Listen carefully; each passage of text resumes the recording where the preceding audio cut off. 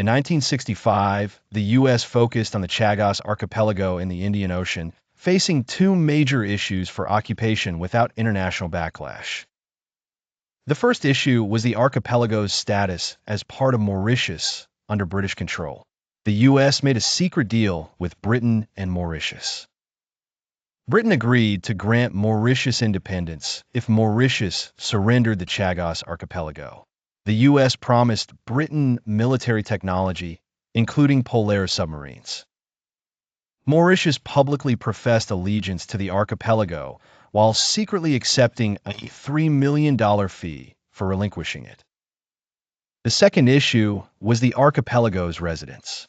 Displacing them was a grave crime under international law, but the U.S. was unconcerned. Under President Johnson, a committee led by Admirals Gretham and Greatbatch began a plan to forcibly relocate the Chagossians.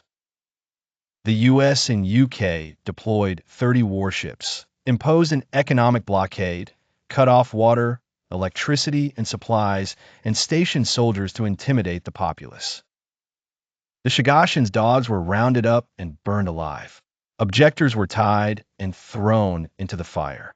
Livestock and poultry were seized and destroyed. Those who refused to leave faced torture. Soldiers drowned dissenters and abused women and girls. After months of terror, hunger, and torture, residents were forced into exile, taken to warships under the illusion of a new life. Like 18th century slave traders, Americans threw sick and elderly Chagossians into the ocean, where sharks awaited. 400 were cast into the sea, while the rest were scattered to Britain and other countries, becoming stateless and homeless. With the island cleared, the U.S. built the Diego Garcia military base, crucial for operations in Afghanistan, Iraq, and the Gulf Wars. The base housed over 2,000 soldiers, 30 warships, and facilities for nuclear submarines and satellite espionage.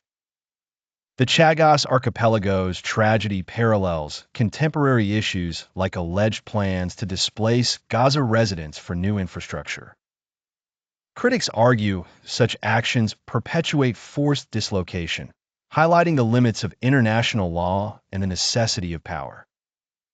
The narrative suggests the true adversary is not specific nations, but a broader Western civilization thriving on power and conquest.